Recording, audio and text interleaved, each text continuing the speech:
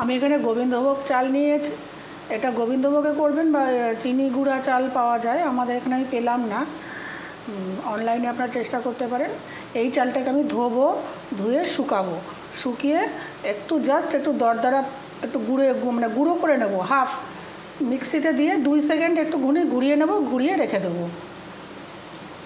এই যে আমি এখানে কিন্তু পুরো গুঁড়ো করিনি, আধা ভাঙা করে নিয়েছি, জাস্ট একটু আধা ভাঙা আমি করে নিয়েছি।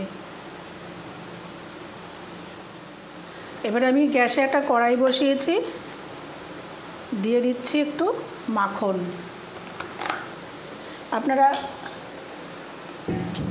চালটাকে গুঁড়ো করা দেখে ভাবতে পারেন যে এটা ফিরনি হচ্ছে, এটা কিন্তু ফিরনি নয়।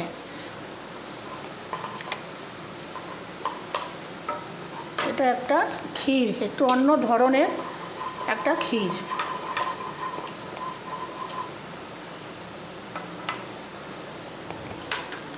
আচ্ছা, এবার আমি দিয়ে দেবো যে নর্মাল দুধ, ফুল ক্রিম দুধ আমি দিচ্ছি না, আমি নর্মাল দুধ দিয়ে দিচ্ছি এর মধ্যে।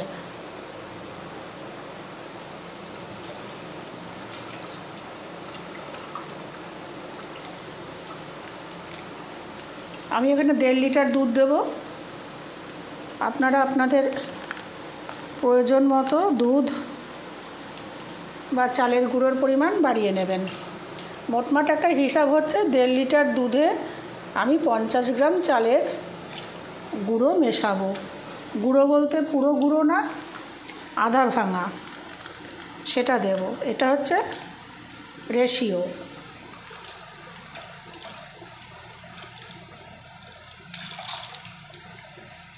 ব্যাস, এবারে এটা জাল হবে।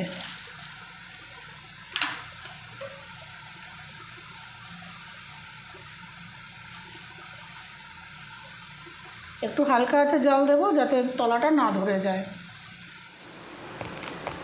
এবারে আমি এখানে দিয়ে দিচ্ছি, আমি এখানে 200 গ্রাম খোয়া ক্ষীর গ্রেট করে নিয়েছি, এটা দিয়ে দিচ্ছি। খোয়া ক্ষীরটা এর মধ্যে অ্যাড করে নিচ্ছি। একটু দুধে বলক এসছে, তারপরে আমি খোয়া ক্ষীরটা অ্যাড করছি।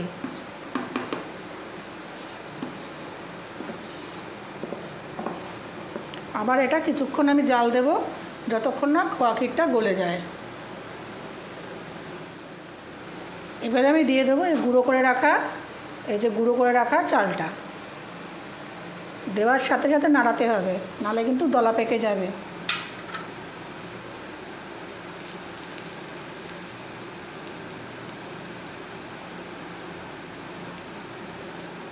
এবারে এই দেখুন চালের গুঁড়োগুলো সিদ্ধ হয়ে গেছে, তার মানে হচ্ছে যে ট্রান্সপারেন্ট হয়ে গেছে চালের গুঁড়োগুলো, তার মানে আমার চালের গুঁড়োগুলো সিদ্ধ হয়ে গেছে। আর এগুলো যেগুলো বড় বড় আছে সেগুলো হচ্ছে খোয়া ক্ষীরটা পুরোটা এখনও হয়নি, ডিজলভ হয়নি।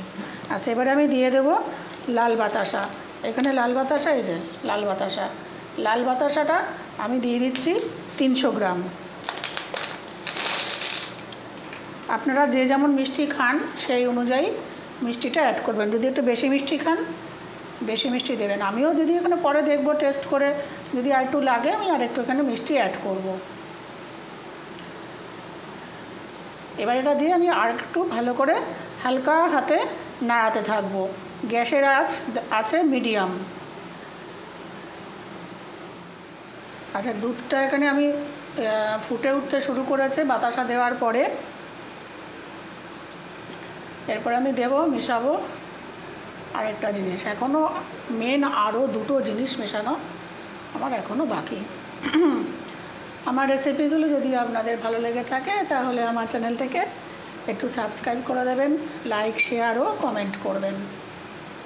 কমেন্ট করলে একটু মোটিভেট হই, একটু ভালো লাগে, নতুন নতুন রান্না শেয়ার করতে ইচ্ছা করে। আচ্ছা, এবারে দিয়ে দেবো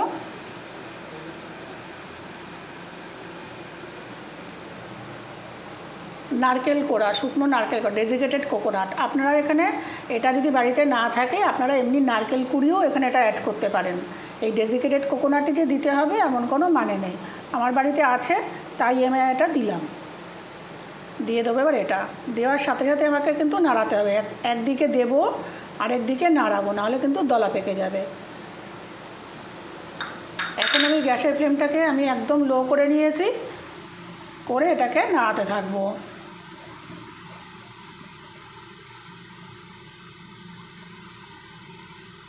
এই দেখুন কথা বলতে বলতে একটু নাড়ানো কম হয়েছে, তখন এই দেখুন কেমন দলা পেকে যাচ্ছে। এটাকে হালকা হাতে নাড়িয়ে নাড়িয়ে এটাকে ছাড়িয়ে দিতে হবে, এরকম দলা পেকে থাকলে হবে না। এইবারে দিয়ে দিচ্ছি জাস্ট 1 পিঞ্চ একটু লবণ, 1 পিঞ্চ লবণ দেব, দিয়ে আমি দিয়ে দেবো এখানে 1 চামচ মাখন।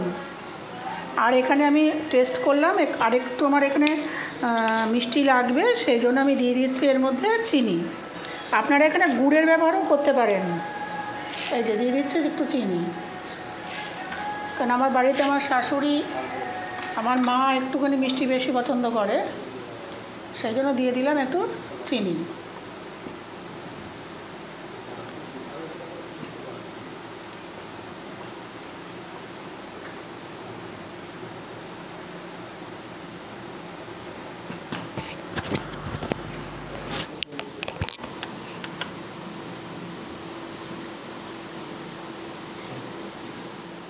এখানে হয়ে এসছে।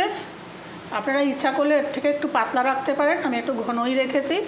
এবার নামানোর আগে দিয়ে দেব এখানে 1 চামচ কেওড়া জল। আপনারা এখানে ইচ্ছা করলে গোলাপ জল দিতে পারেন বা ছোটো এলাচ গুঁড়ো মিশাতে পারেন। ফ্লেভারটা আপনারা আপনাদের পছন্দ মতন, রুচি মতন, ইচ্ছা মতন দেবেন। ব্যাস, এবার এটাকে আমি কি করব, কাজু কিশমিশ দিয়ে উপরে রেখে দেবো, তারপরে সার্ভ করব। ফিরে আসছি প্লেটিং করে।